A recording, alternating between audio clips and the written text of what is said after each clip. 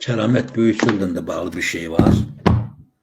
Hemen bu Qulu Məhərrəmlinin deməli Qulu Məhərrəmli balaca bir status yazıb. Deyir, hər kəs mahiyyəti bir cür anlaya və fərqli izah edə bilər.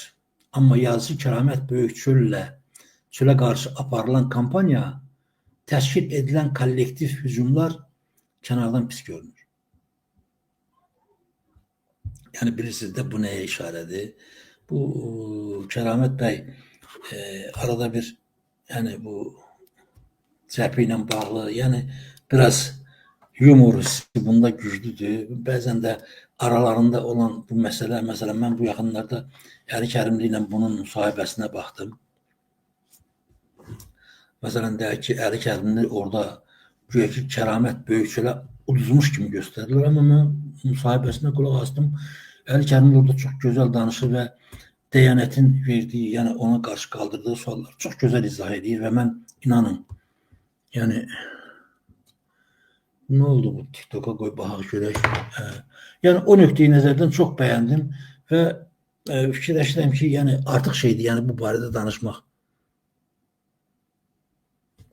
Yəni qınamaq ki, sən cəbhəsilərdən nə istəyirsən və yaxud cəbhəsilər səndən nə istəyir.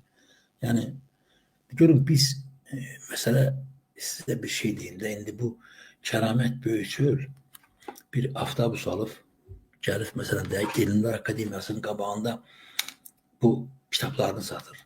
Görün biz nəyə mən də daha hətta bu fikri dedim. Biz fikirləşirik ki, Keramet Böyükçül hökumətin adamı olmasa onu orada kitab satmağa qoymazlar. Güya ki avtobusda gənc bir yazarın kitab satmasına güya qadağa qoymaq. Yəni bu indi görün bizim bu bilirsiniz nəyin göstəricisidir dostlar? Bu o şeyin göstəricisidir ki, baxın görün bizim hakimiyyətdə bizi idarə edən adamlar kimlərdir və biz kimlərə dözürük?